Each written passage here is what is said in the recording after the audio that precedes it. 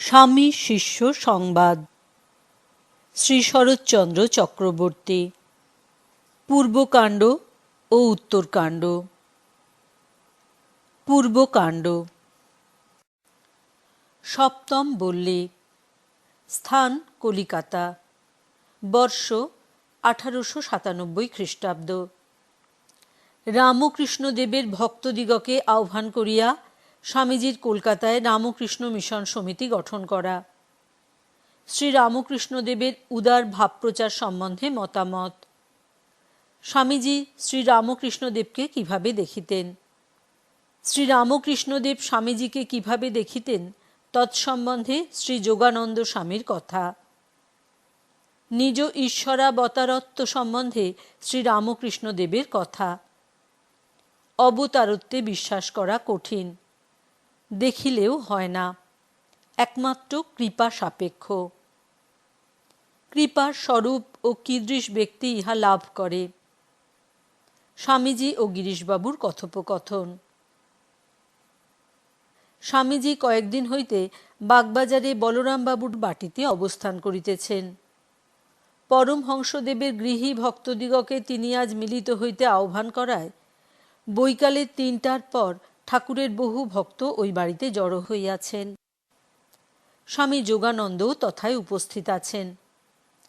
স্বামীজির উদ্দেশ্য একটি সমিতি গঠিত করা। সকলে উপবেশন করিলে পর স্বামীজি বলিতে লাগিলেন, নানা দেশ ঘুরে আমার ধারণা হয়েছে সংঘ ব্যতীত কোনো বড় কাজ হতে পারে না। তবে আমাদের মতো দেশে প্রথম হতে সাধারণতন্ত্রের সংঘ তৈরি করা বা সাধারণের সম্মতি নিয়ে কাজ করাটা তত সুবিধাজনক বলে মনে হয় না। ওসব দেশের নরনারী সমধিক শিক্ষিত, আমাদের মতো দেশ পরায়ণ নয়। তারা গুণের সম্মান করতে শিখেছে। এই দেখুন না কেন, আমি একজন নগণ্য লোক, আমাকে ওদেশে কত আদর যত্ন করেছে। এদেশের শিক্ষা বিস্তারে যখন ইতর সাধারণ লোক সমধিক সহৃদয় হবে, যখন মতফতের সংকীর্ণ গণ্ডির বাইরে চিন্তা প্রসারিত করতে শিখবে, তখন সাধারণ তন্ত্রমতে সংঘের কার্য চালাতে পারবে। সেই জন্য এই সংঘের একজন ডাইরেক্টর বা প্রধান পরিচালক থাকা চাই। সকলকে তাঁর আদেশ মেনে চলতে হবে। তারপর কালে সকলের মত লয়ে কার্য করা হবে। আমরা যার নামে সন্ন্যাসী হয়েছি, আপনারা যাকে জীবনের আদর্শ করে সংসার আশ্রমে কার্যক্ষেত্রে রয়েছেন, যাঁর দেহাবসানের 20 বছরের মধ্যে প্রাচ্য ও পাশ্চাত্য জগতে তাঁর পূর্ণ নাম ও অদ্ভুত জীবনের আশ্চর্য প্রসার হয়েছে, এই সংঘ তাঁরই নামে প্রতিষ্ঠিত হবে। আমরা প্রভুর দাস, আপনারা এ কার্যে সহায় হন। শ্রীযুক্ত গিরিশ ঘোষ প্রমুখ উপস্থিত গৃহীগণ এ প্রস্তাব অনুমোদন করিলে রামকৃষ্ণ সংঘের ভাবী কার্যপ্রণালী আলোচিত হইতে লাগিল। সংঘের নাম রাখা হইল রামকৃষ্ণ প্রচার বা রামকৃষ্ণ মিশন। উহার উদ্দেশ্য প্রভৃতি আমরা উহার মুদ্রিত বিজ্ঞাপন হইতে উদ্ধৃত করিলাম। উদ্দেশ্য: মানবের হিতার্থ শ্রী শ্রী রামকৃষ্ণ যে সকল তত্ত্ব ব্যাখ্যা করিয়াছেন এবং কার্যে তাহার জীবনে প্রতিপাদিত হইয়াছে, তাহার প্রচার এবং মানুষের দৈহিক, মানসিক ও পারমার্থিক উন্নতিকল্পে যাহাতে সেই সকল তত্ত্ব প্রযুক্ত হইতে পারে, তদ্বিষয়ে সাহায্য করা এই প্রচারের উদ্দেশ্য। ব্রত: জগতের যাবতীয় ধর্মমতকে এক অক্ষয় সনাতন ধর্মে রূপান্তর মাত্র জ্ঞানে সকল ধর্মাবলম্বীদিগের মধ্যে আত্মীয়তা স্থাপনের জন্য শ্রী শ্রী রামকৃষ্ণ যে কার্যের অবতারণা করিয়াছিলেন, তাহার পরিচালনাই এই প্রচারের অর্থাৎ মিশনের ব্রত। কার্যপ্রণালী: মানুষের সাংসারিক ও আধ্যাত্মিক উন্নতির জন্য বিদ্যাদানের উপযুক্ত লোক শিক্ষিতকরণ, শিল্প ও শ্রমোপজীবিকার উৎসাহ বর্ধন এবং বেদান্ত ও অন্যান্য ধর্মভাব রামকৃষ্ণ জীবনে যেরূপে ব্যাখ্যাত হইয়াছিল, তাহা জনসমাজে প্রবর্তন। ভারতবর্ষীয় কার্য: ভারতবর্ষের নগরে নগরে আচার্য ব্রত গ্রহণাভিলাষী গৃহস্থ বা সন্ন্যাসীদিগের শিক্ষার আশ্রম স্থাপন এবং যাহাতে তাহারা দেশ দেশান্তরে গিয়া জনগণকে শিক্ষিত করিতে পারেন, তাহার উপায় অবলম্বন। বিদেশীয় কার্যবিভাগ। ভারত বহির্ভূত প্রদেশসমূহে ব্রতধারী প্রেরণ এবং তত্তদ্দেশে স্থাপিত আশ্রম সকলের সহিত ভারতীয় আশ্রম সকলের ঘনিষ্ঠতা ও সহানুভূতি বর্ধন এবং নূতন নূতন আশ্রম সংস্থাপন। স্বামীজি স্বয়ং উক্ত সমিতির সাধারণ সভাপতি হইলেন। স্বামী ব্রহ্মানন্দ কলিকাতা কেন্দ্রের সভাপতি এবং স্বামী যোগানন্দ তাহার সহকারী হইলেন। বাবু নরেন্দ্রনাথ মিত্র মহাশয় ইহা সেক্রেটারি এবং ডাক্তার শশীভূষণ ঘোষ ও বাবু শরৎচন্দ্র সরকার সহকারী সেক্রেটারি এবং শীর্ষ শাস্ত্র পাঠকরূপে নির্বাচিত হইলেন। সঙ্গে সঙ্গে এই নিয়মটিও বিধিবদ্ধ হইল যে প্রতি রবিবার 4টার পর বলরামবাবুর বাড়িতে সমিতির অধিবেশন হইবে। পূর্বোক্ত সভার পরে 3 বৎসর পর্যন্ত রামকৃষ্ণ মিশন সমিতির অধিবেশন প্রতি রবিবারে বলরাম বসু মহাশয়ের বাড়িতে হইয়াছিল। বলা বাহুল্য যে স্বামীজি যতদিন না পুনরায় বিলাত গমন করিয়াছিলেন, ততদিন সুবিধা মতো সমিতির অধিবেশনে উপস্থিত থাকিয়া কখনো উপদেশ দান এবং কখনো বা কিন্নর কণ্ঠে গান করিয়া শ্রোতৃবর্গকে মোহিত করিতেন। সভাভঙ্গের পর সভ্যগণ চলিয়া গেলে যোগানন্দ স্বামীকে লক্ষ্য করিয়া স্বামীজি বলিতে লাগিলেন, এইরূপে কার্যত আরম্ভ করা গেল, এখন দেখ ঠাকুরের ইচ্ছায় কতদূর হয়ে দাঁড়ায়। স্বামী যোগানন্দ বলিলেন, তোমার এসব বিদেশি ভাবে কার্য করা হচ্ছে, ঠাকুরের উপদেশ কি এরূপ ছিল?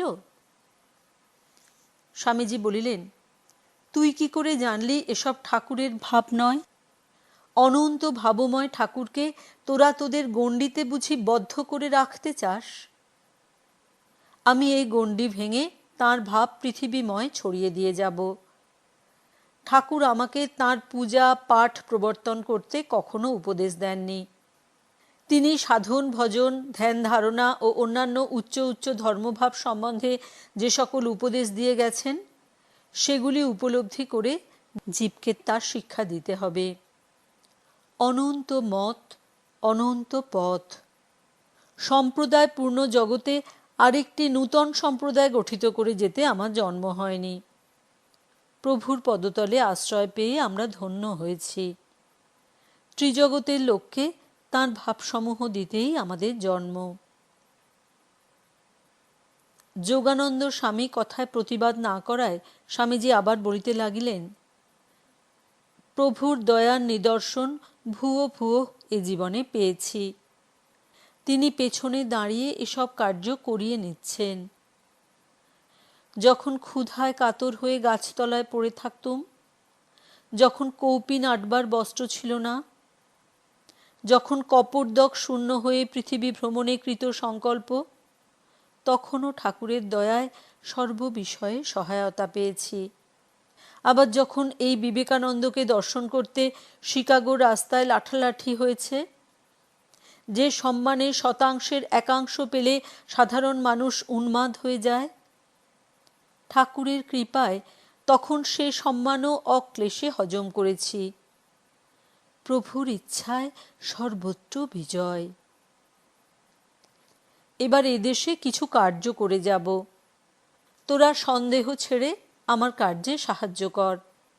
দেখবি তাঁর ইচ্ছায় সব পূর্ণ হয়ে যাবে। স্বামী যোগানন্দ বলিলেন, তুমি যা ইচ্ছা করবে তাই হবে। আমরা তো চিরদিন তোমারই আজ্ঞানুবর্তী। ঠাকুর যে তোমার ভেতর দিয়ে এ সকল করছেন, মাঝে মাঝে তা বেশ দেখতে পাচ্ছি। তবু কি জানো, মধ্যে মধ্যে কেমন খটকা লাগে। ঠাকুরের কার্যপ্রণালী অন্যরূপ দেখেছি কি না? তাই মনে হয় আমরা তাঁর শিক্ষা ছেড়ে অন্য পথে চলছি না তো।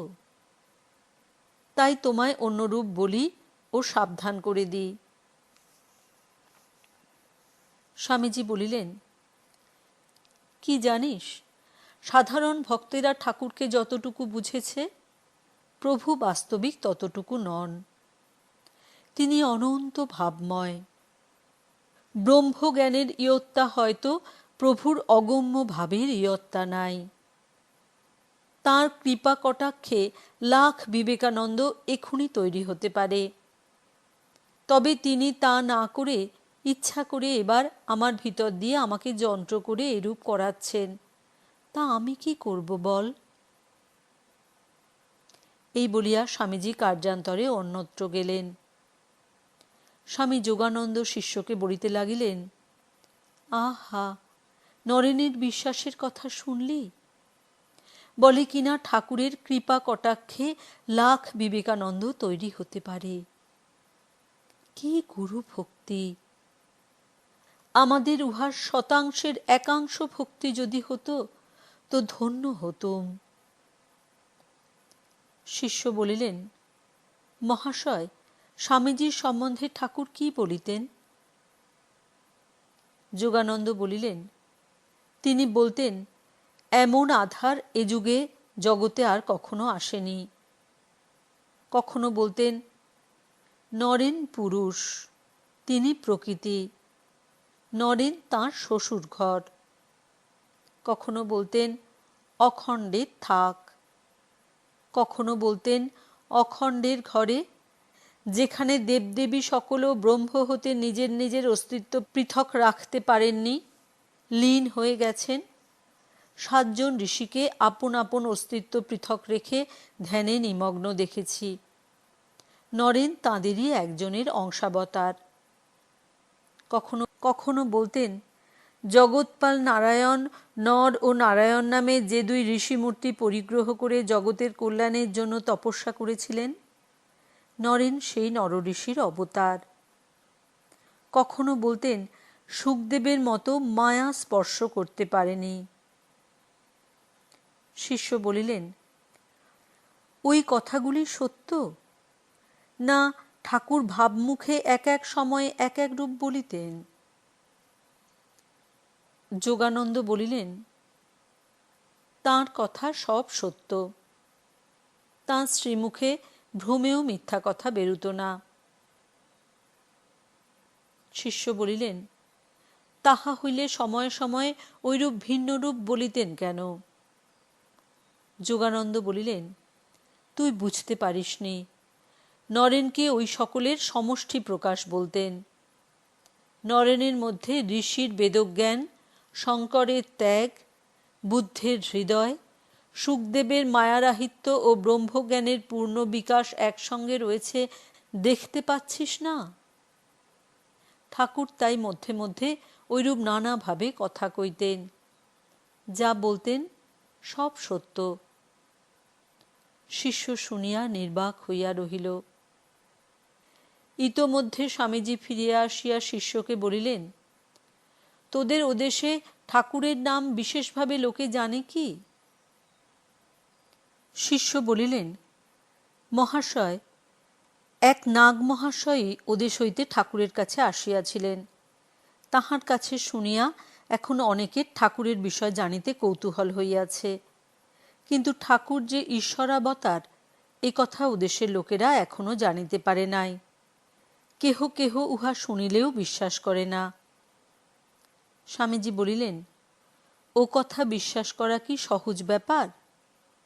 আমরা তাকে হাতে নেড়েচেড়ে দেখলুম, তার নিজ মুখে ওই কথা বারংবার শুনলুম, 24 ঘন্টা তার সঙ্গে বসবাস করলুম, তবু আমাদেরও মধ্যে মধ্যে সন্দেহ আসে, তা অন্যে পরে কা কথা।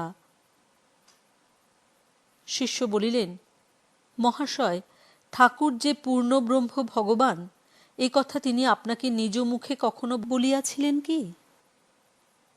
স্বামীজি বলিলেন, কতবার বলেছেন, আমাদের সবাইকে বলেছেন।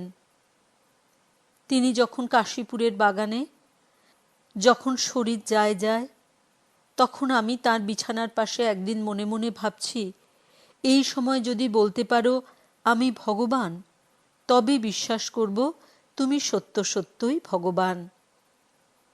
তখন শরীর যাবার 2 দিন মাত্র বাকি। ঠাকুর তখন হঠাৎ আমার দিকে চেয়ে বললেন, যে রাম, যে কৃষ্ণ, সেই ইদানিং এ শরীরে রাম ও কৃষ্ণ, তোর বেদান্তের দিক দিয়ে নয়। আমি শুনে অবাক হয়ে রইলুম।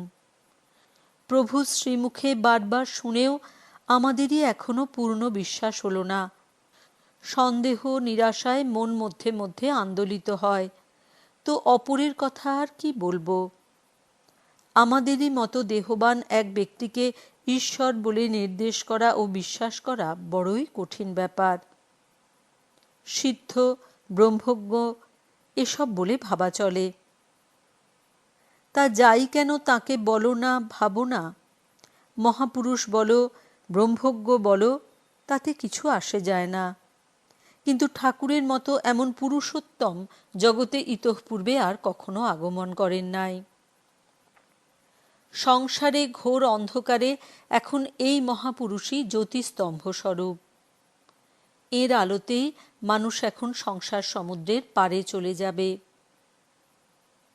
শিষ্য বলিলেন, মহাশয়, আমার মনে হয় কিছু না দেখিলে শুনিলে যথার্থ বিশ্বাস হয় না। শুনিয়াছি মথুরবাবু ঠাকুরের সম্বন্ধে কত কি দেখিয়াছিলেন, তাই ঠাকুরে তাঁর এত বিশ্বাস হইয়াছিল। স্বামীজি বলিলেন, যার বিশ্বাস হয় না তার দেখলেও বিশ্বাস হয় না, মনে করে মাথার ভুল, স্বপ্ন ইত্যাদি। দুর্যোধনও বিশ্বরূপ দেখেছিল, অর্জুনও দেখেছিল। অর্জুনের বিশ্বাস হল, দুর্যোধন ভেলকিবাজি ভাবলে। তিনি না বুঝালে কিছু বলবার বা বুঝবার জো নাই। না দেখে না শুনে কারো 16 আনা বিশ্বাস হয়। কেউ 12 বৎসর সামনে থেকে নানা বিভূতি দেখেও সন্দেহে ডুবে থাকে। সার কথা হচ্ছে তাঁর কৃপা। লেগে থাকতে হবে, তবে তাঁর কৃপা হবে। শিষ্য বলিলেন, কৃপার কি কোনো নিয়ম আছে মহাশয়? স্বামীজি বলিলেন, হ্যাঁও বটে, নাও বটে।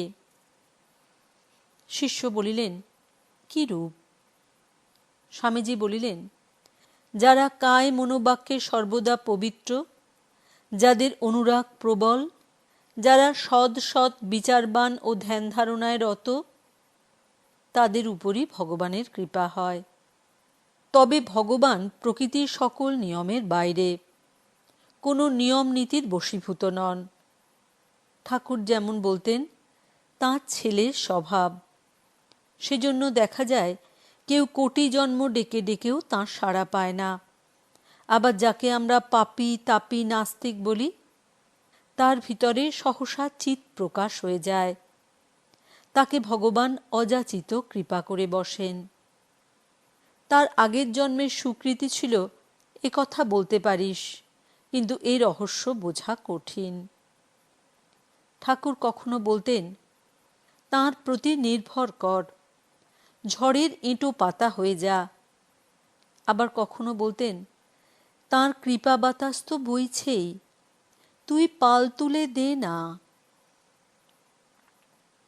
শিষ্য বলিলেন, মহাশয়, এ তো মহা কঠিন কথা, কোনো যুক্তিই যে এখানে দাঁড়ায় না। স্বামীজি বলিলেন, যুক্তি তর্কের সীমা মায়াধিকৃত জগতে, দেশকাল নিমিত্তের গণ্ডির মধ্যে। তিনি দেশ কালাতীত, তাঁর লও বটে, আবার তিনি লয়ের বাইরেও বটে। প্রকৃতির যা কিছু নিয়ম তিনিই করেছেন, হয়েছেন, আবার সে সকলের বাইরেও রয়েছেন। তিনি যাকে কৃপা করেন সে তন্মুহূর্তে নিয়মের গণ্ডির বাইরে চলে যায়। সেই জন্য কৃপার কোনো কন্ডিশন নাই। কৃপাটা হচ্ছে তাঁর খেয়াল। এই জগৎ সৃষ্টিটাই সব তাঁর খেয়াল। লোকবত্তু লীলা কৈবল্যম। যিনি খেয়াল করে এমন জগৎ গড়তে ভাঙতে পারেন, তিনি কি আর কৃপা করে মহাপাপীকেও মুক্তি দিতে পারেন না? তবে যে কারুকে সাধন ভজন করিয়ে নেন ও কারুকে করান না, সেটাও তাঁর খেয়াল, তাঁর ইচ্ছা। শিষ্য বলিলেন, মহাশয়, বুঝিতে পারিলাম না। স্বামীজি বলিলেন, বুঝে আর কি হবে? যতটা পারিস তাতে মন লাগিয়ে থাক, তাহলেই এই জগৎ ভেলকি আপনা আপনি ভেঙে যাবে। তবে লেগে থাকতে হবে, কাম কাঞ্চন থেকে মন সরিয়ে নিতে হবে, সৎ সৎ বিচার সর্বদা করতে হবে। আমি দেহ নই, এইরূপ বিদেহ ভাব অবস্থান করতে হবে। আমি সর্বজ্ঞ আত্মা, এইটি অনুভব করতে হবে। এই রূপে লেগে থাকার নামই পুরুষকার। ওই রূপে পুরুষকারের সহায়ে তাতে নির্ভর আসবে, সেটাই হল পরম পুরুষার্থ। স্বামীজি আবার বলিতে লাগিলেন, তাঁর কৃপা তোদের প্রতি না থাকলে তোরা এখানে আসবি কেন? ঠাকুর বলতেন, যাদের প্রতি ঈশ্বরের কৃপা হয়েছে তারা এখানে আসবেই আসবে।